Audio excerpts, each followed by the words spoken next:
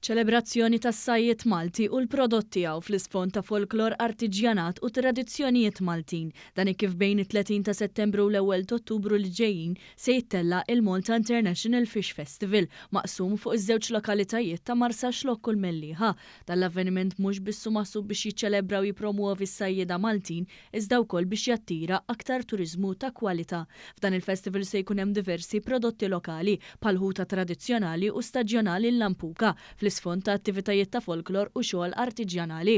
Il-kunsilli lokali rispettivi se jkollhom sem dirett waqt li diversi għaqdiet lokali fosthom dawk tan-nar u l-festa se jkomplu jiċċelebraw it-tradizzjonijiet Maltin. Minn barra hekk se jinġabru fondi fl-attivitajiet biex imorru għal għaqdiet filantropiċi.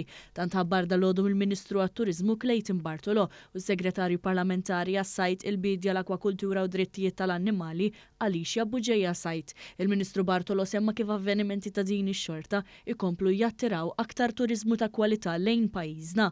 Dawn l-avvenimenti jkomplu isettqu l-kalendarju kulturali li għandna għal dan is-sajf ġewwa Malta u Għawdex.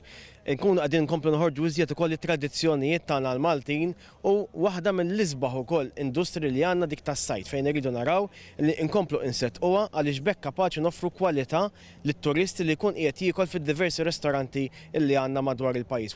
Is-Segretarju Parlamentari Buġejja Sajt qalet li dan il-festival hu parti minn katina b'diversi inizjattivi li qed isiru biex jiġu ċċelebrati il-ħiliet tas-sajjieda Maltin. Aħna niċċelebraw il-ħiliet tas-sajjieda Maltin u Għawċin.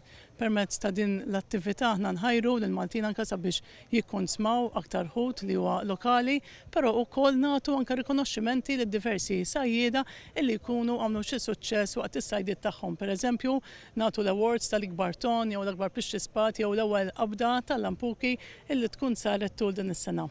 Preżenti għal din il-konferenza tal-aħbarijiet kien hemm is-sindki tal-Mellieħa u Marsaxlokk, Dario Vella u Stephen Grek rispettivament.